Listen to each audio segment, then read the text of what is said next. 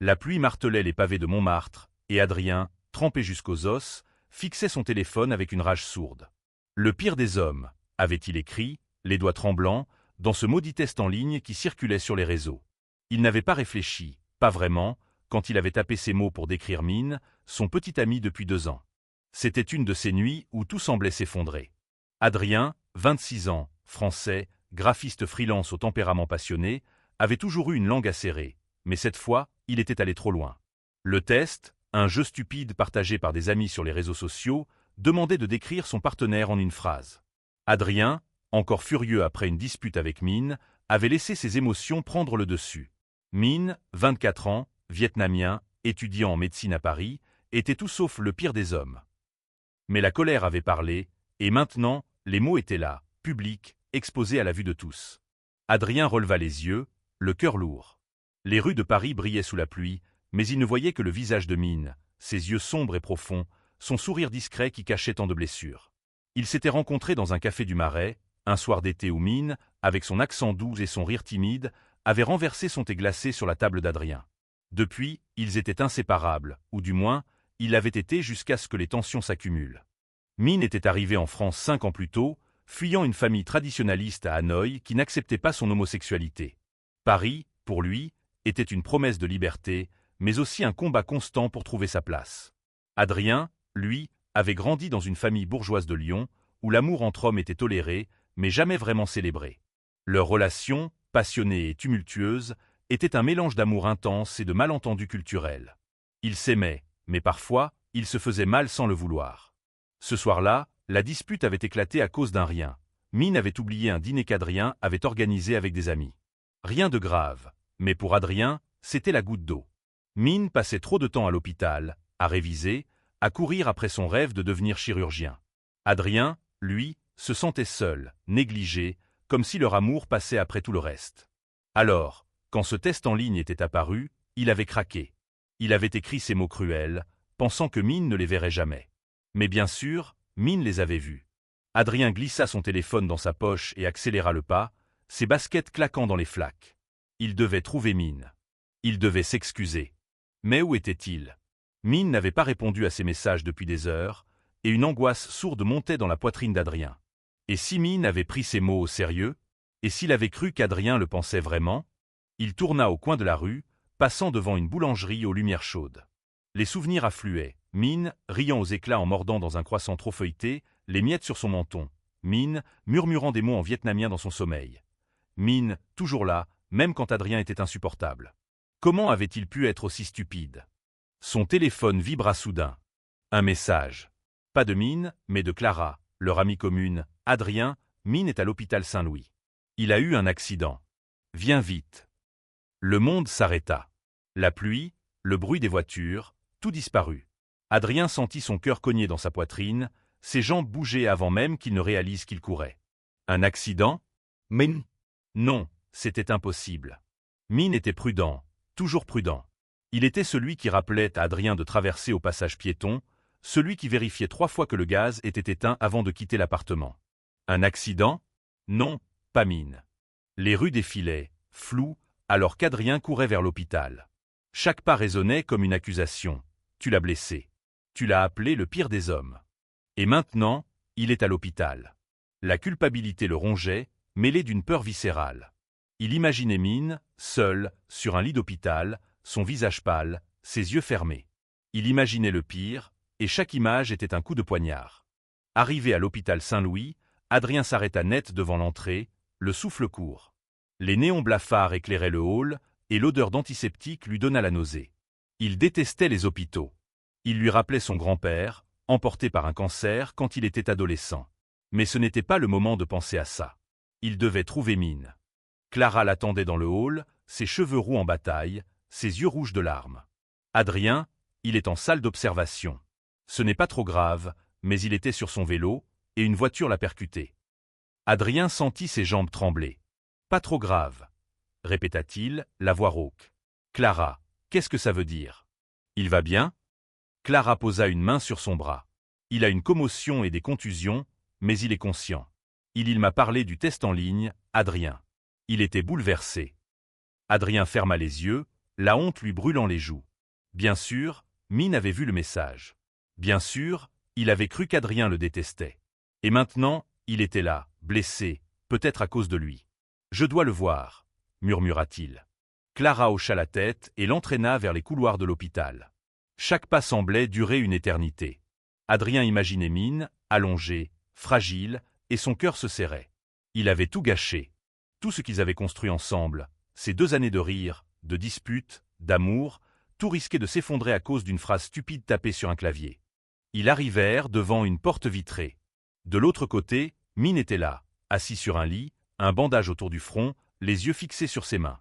Il semblait si petit, si vulnérable. Adrien sentit une vague d'émotion le submerger. Il voulait courir vers lui, le prendre dans ses bras, lui dire qu'il était désolé, qu'il l'aimait plus que tout. Mais quelque chose le retint. La peur, peut-être. La peur que Mine ne veuille plus de lui. Clara lui donna une légère poussée. « Vas-y, Adrien. Il a besoin de toi. » Adrien prit une profonde inspiration et poussa la porte. Mine leva les yeux, et leurs regards se croisèrent. Pendant un instant, le monde entier disparut. Il n'y avait plus que Mine, ses yeux sombres pleins de douleur, et Adrien, qui n'avait jamais eu aussi peur de perdre quelqu'un. « Mine, commença-t-il, mais les mots s'étranglèrent dans sa gorge. Comment pouvait-il s'excuser pour quelque chose d'aussi cruel? Comment pouvait-il réparer ce qu'il avait brisé? Mine détourna le regard, ses lèvres pincées. « Tu penses vraiment que je suis le pire des hommes ?» demanda-t-il, sa voix tremblante mais froide.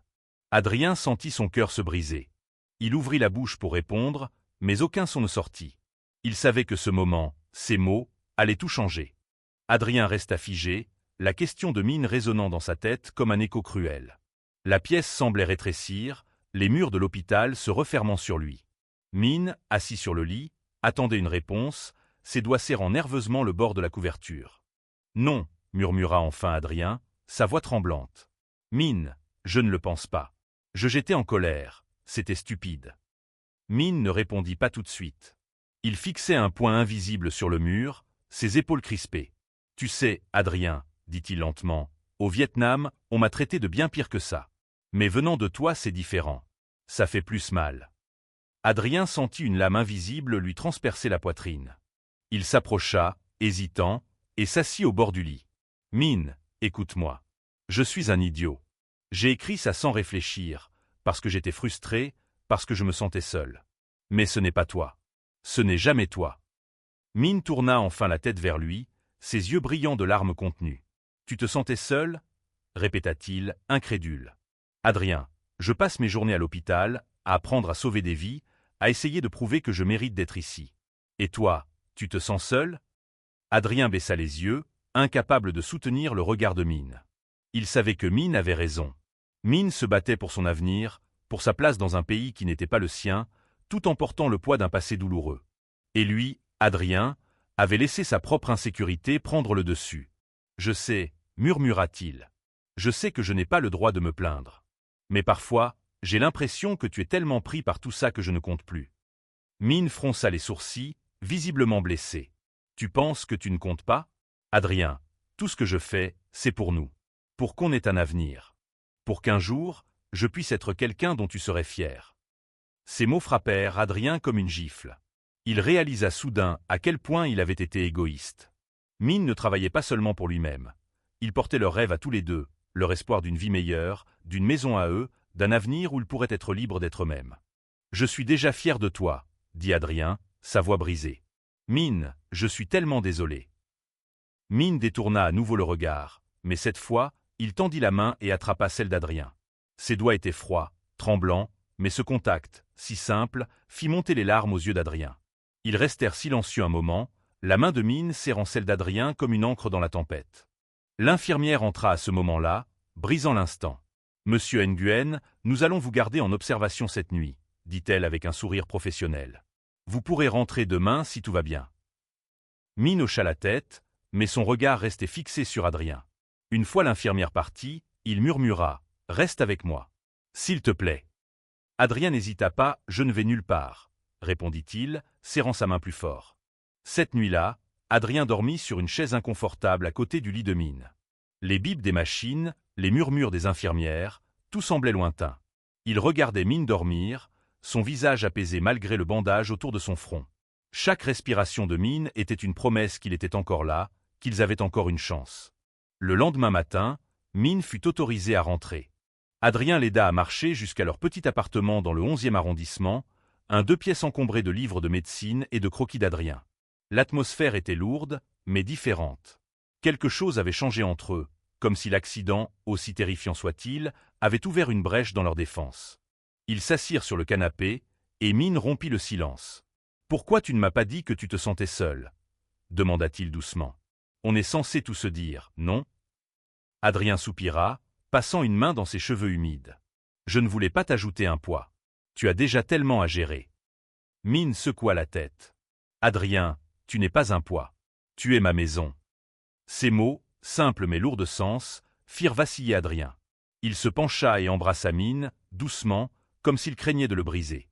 Min répondit au baiser, ses lèvres tremblantes, et pendant un instant, tout sembla possible à nouveau. Mais la réalité les rattrapa vite. Les jours suivants, Min était distant. Il parlait peu, se plongeait dans ses études avec une intensité presque obsessionnelle. Adrien, de son côté, essayait de se faire pardonner, préparant des dîners, laissant des petits mots sur le frigo, mais il sentait que quelque chose était brisé. Le test en ligne n'était qu'un symptôme d'un problème plus profond, la peur, l'insécurité et les attentes qu'il n'osait pas exprimer. Un soir, alors qu'il dînait en silence, Min posa sa fourchette et regarda Adrien droit dans les yeux. « Je veux qu'on parle. Vraiment. Parce que si on continue comme ça, on va se perdre. » Adrien sentit son cœur se serrer. Il savait que Min avait raison, mais il avait peur de ce que cette conversation pourrait révéler. Était-il prêt à affronter ses propres failles? Était-il prêt à entendre celles de Min? Adrien reposa son verre d'eau, le regard fixé sur Min. La lumière tamisée de leur appartement jetait des ombres sur le visage de Min, accentuant les cernes sous ses yeux. Il semblait épuisé, mais déterminé. « D'accord, » dit Adrien, la gorge sèche. « Parlons. » Min prit une profonde inspiration, comme s'il rassemblait tout son courage. « Je ne t'en veux pas pour le test, Adrien. Pas vraiment. Ce qui me fait mal, c'est qu'on ne se parle plus comme avant. On se dispute, on s'ignore, et on fait comme si tout allait bien. Mais ce n'est pas vrai. » Adrien sentit une vague de culpabilité l'envahir. Min avait raison. Depuis des mois, il s'était éloigné, laissant les petites frustrations s'accumuler comme des pierres sur un mur. « Je sais, » murmura-t-il. « Mais je ne sais pas comment arranger ça. » Min se pencha en avant, ses mains jointes sur la table. « Moi non plus. Mais je veux essayer. Parce que je t'aime, Adrien. Plus que tout. Et je ne veux pas qu'on se perde à cause de choses qu'on n'a pas dites. » Ces mots touchèrent Adrien en plein cœur. Il voulait répondre, dire à Min qu'il aimait aussi, mais une peur sourde le retenait. Et s'il creusait trop loin? Et s'il découvrait des vérités qu'il ne pouvait pas affronter? « Min, » commença-t-il, hésitant, « parfois, j'ai l'impression que tu portes tout sur tes épaules. Tes études, ton passé, ce que ta famille pense de toi et moi, je ne sais pas comment t'aider. Je me sens inutile. » Min écarquilla les yeux, comme si cette confession le surprenait. « Inutile? Adrien, tu es la raison pour laquelle je tiens le coup. Quand je suis à l'hôpital, entouré de patients, de professeurs qui me regardent comme si je ne méritais pas d'être là, c'est à toi que je pense. À nous. » Adrien sentit ses yeux s'embuer. Il n'avait jamais réalisé à quel point Min dépendait de lui, à sa manière. « Alors pourquoi tu ne me le dis pas ?» demanda-t-il, la voix tremblante. « Pourquoi tu me laisses croire que je suis juste un fardeau ?» Min baissa les yeux, ses doigts jouant nerveusement avec la nappe. « Parce que j'ai peur, » avoua-t-il. « Peur que si je te montre à quel point j'ai besoin de toi, tu te sentes étouffé. Peur que tu te lasses de moi. » Adrien tendit la main et attrapa celle de Min, l'empêchant de bouger. « Min, je ne me lasserai jamais de toi. Jamais. » Ils se regardèrent, les yeux brillants, et pour la première fois depuis longtemps, Adrien sentit une lueur d'espoir. Peut-être pouvaient-ils réparer ce qui était brisé. Peut-être pouvaient-ils être honnêtes l'un avec l'autre. Mais cette conversation ouvrit aussi une boîte de Pandore. Les jours suivants, ils commencèrent à parler de tout, leurs peurs, leurs doutes, leurs rêves. Min raconta à Adrien les lettres qu'il recevait encore de sa mère, des lettres pleines de reproches voilés, lui demandant quand il rentrerait à la raison. Adrien, lui, avoua sa peur de ne jamais être à la hauteur, de ne pas être assez talentueux, assez stable, pour mériter l'amour de Min. Ces confessions les rapprochèrent, mais elles firent aussi remonter des blessures anciennes. Min parlait rarement de son passé au Vietnam, mais un soir, alors qu'ils étaient blottis sur le canapé, il raconta une histoire qui glaça Adrien. À 17 ans, Min avait été surpris en train d'embrasser un garçon dans un parc à Hanoï. Son père l'avait frappé, l'avait traité de honte pour la famille. Min avait fui à Paris peu après, avec l'aide d'une tante qui croyait en lui. Mais les cicatrices étaient toujours là, invisibles mais profondes. Adrien écoutait, le cœur lourd, réalisant à quel point Min avait dû être fort pour surmonter tout ça. Il serra Min contre lui, murmurant des mots d'amour, promettant qu'il serait toujours là. Mais au fond de lui, une question persistait. Était-il vraiment capable d'être l'encre dont Min avait besoin? Les semaines suivantes furent un mélange de haut et de bas. Adrien et Min faisaient des efforts, planifiant des soirées ensemble, éteignant leur téléphone pour se parler vraiment. Mais les blessures du passé ne disparaissaient pas d'un coup de baguette magique. Chaque conversation semblait révéler une nouvelle couche de douleur, et parfois, Adrien se demandait s'ils étaient assez forts pour tout surmonter. Un soir, alors qu'il marchait le long de la Seine, Min s'arrêta soudain, les yeux fixés sur l'eau scintillante. « Adrien, dit-il doucement, est-ce que tu penses qu'on peut vraiment laisser le passé derrière nous ?»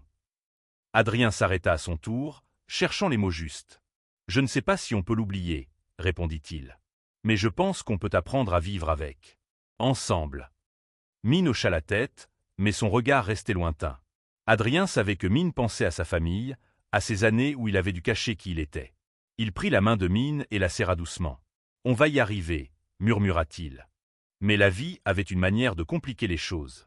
Quelques jours plus tard, Min reçut un appel de sa tante, celle qui l'avait aidé à venir en France. Elle était malade, et elle voulait voir Min avant qu'il ne soit trop tard. Min était déchiré.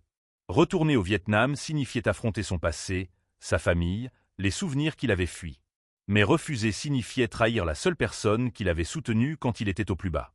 Adrien voyait la peur dans les yeux de Min, et il se sentait impuissant. « Je viens avec toi », proposa-t-il un soir, alors qu'ils étaient assis à leur petite table de cuisine. « Si tu veux, je serai là. » Min le regarda, surpris. « Tu ferais ça? Tu quitterais tout pour venir avec moi à Hanoï ?» Adrien sourit, malgré l'angoisse qui lui serrait le cœur. « Pour toi? Oui. » Min ne répondit pas, mais il se pencha et embrassa Adrien avec une intensité qui disait tout. Ce soir-là, ils firent l'amour avec une tendresse nouvelle, comme s'ils essayaient de se prouver qu'ils étaient plus forts que leur peur. Mais le voyage au Vietnam n'était pas une décision facile. Min passait des nuits blanches, partagées entre son amour pour Adrien et son devoir envers sa tante. Adrien, de son côté, essayait de le soutenir, mais il sentait que Min s'éloignait à nouveau, perdu dans ses pensées. Un soir, alors qu'il regardait un film sans vraiment le voir, Min murmura « Et si je ne suis pas prêt à affronter ma famille? Et s'il me rejette encore ?» Adrien posa une main sur sa joue. « Alors on les affrontera ensemble. Je ne te laisserai pas tomber, Min. » Min sourit, mais ses yeux étaient pleins de doute. Adrien savait que ce voyage serait un test, non seulement pour Min, mais pour leur relation tout entière. Le vol pour Hanoï fut long et silencieux. Adrien regardait Min, assis à côté de lui, les yeux fixés sur le hublot. Min n'avait presque pas parlé depuis qu'ils avaient quitté Paris, et Adrien respectait son silence, même s'il lui pesait. À leur arrivée à Hanoï, l'air chaud et humide les enveloppa. Min semblait plus petit, plus fragile, dans cette ville qui avait été son foyer, mais aussi sa prison. Ils prirent un taxi jusqu'à l'hôpital où la tante de Min était soignée. Dans la voiture, Min serra la main d'Adrien si fort que ses jointures blanchirent. « Merci d'être là », murmura Min, brisant enfin le silence.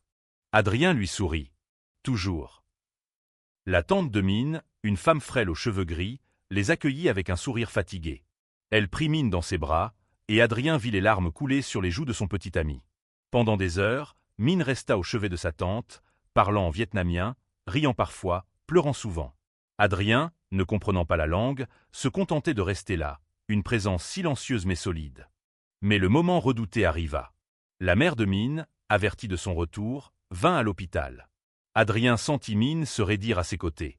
La femme, sévère, les lèvres pincées, fixa Min avec un mélange de colère et de douleur. Elle ne dit rien à Adrien, mais ses yeux parlaient pour elle. Elle ne l'acceptait pas. La confrontation fut brève mais brutale.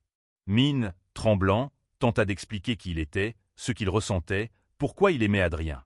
Sa mère l'interrompit, sa voix tranchante comme un couteau. « Tu es une honte », dit-elle en vietnamien, des mots que Min traduisit plus tard pour Adrien, la voix brisée. Adrien voulut intervenir, mais Min le retint. « Laisse-moi gérer ça », murmura-t-il. Ce soir-là, dans leur chambre d'hôtel, Mine s'effondra. Il pleura dans les bras d'Adrien, des sanglots qui semblaient venir d'un endroit profond et ancien.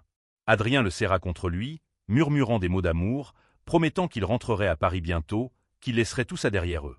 Mais Mine secoua la tête. « Je ne peux pas continuer à fuir, » dit-il. « Si je veux être libre, je dois affronter ça. » Adrien sentit une fierté immense pour Mine, mais aussi une peur grandissante.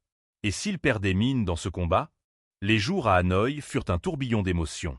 Mine passait ses journées à l'hôpital avec sa tante, tandis qu'Adrien explorait la ville, essayant de comprendre le monde qui avait façonné Mine. Les rues animées, les odeurs de PH, les temples paisibles. Tout semblait à la fois étranger et familier, comme si Mine portait une partie de cet endroit en lui. Un soir, Mine annonça qu'il voulait parler à son père. Adrien sentit son cœur se serrer. « Tu es sûr ?» demanda-t-il. Mine hocha la tête, déterminé. « Je dois essayer. » La rencontre eut lieu dans un petit café près de la maison familiale.